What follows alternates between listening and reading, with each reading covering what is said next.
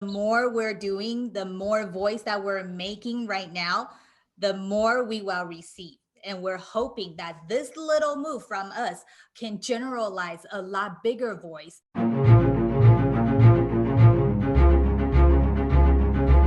Anti-Asian hate crime has increased by nearly 150%. That's the highest number we have ever seen.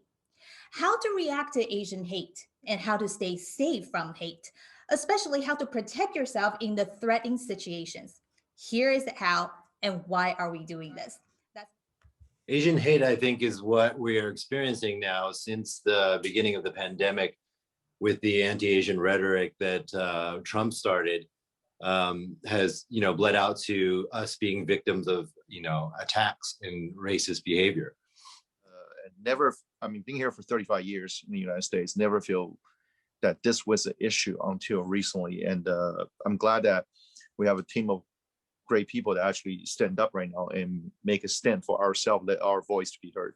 What I've seen that has happened recently, again, like Daniel said, with Trump enabling people to kind of come out and speak this negativity towards Asians, and how people are so verbal and so daring and being physically even attacking, that is something that is over the norm that what I've experienced in all the time that I've been here.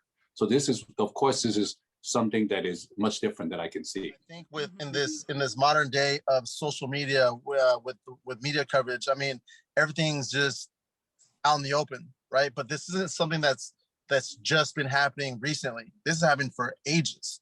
True. So it was just the opportunity to do this drive, to do this meet, to support Stop Asian Hate with these amazing people. It really quite disheartens me because there's so much pain and so much anger, and the anger that comes from that pain of being treated for feeling less than human. That our culture, it tends to not stand up, and we've only stand up now in this moment, right? For the years in the past, from the 80s, 90s, 70s, whatever, we've been told to keep our head down, work hard, and don't get involved, don't cause problems, right? And I think that has actually built up problems for us now. Honestly, this has been a long time coming.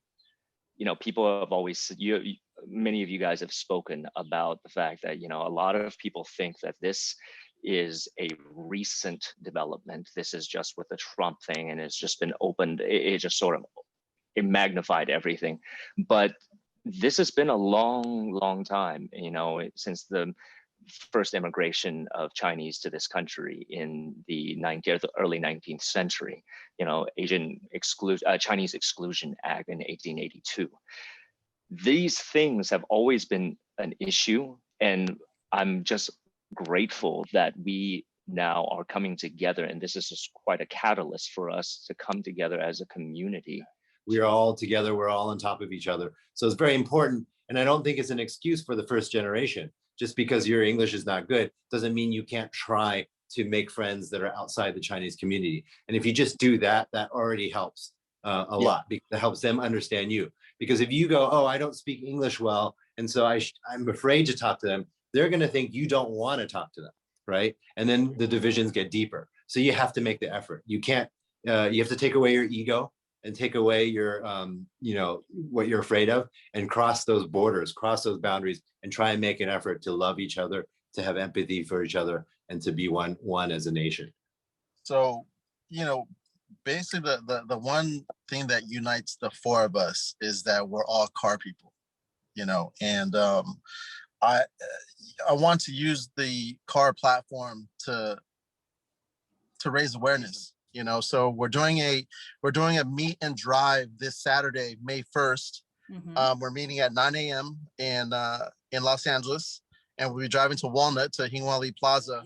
So if you're out there this Saturday, May 1st, do not forget, starting from 9 o'clock, driving out from LA all the way until 10:30 or 11 o'clock, ending at Hingwali Plaza over at Walnut.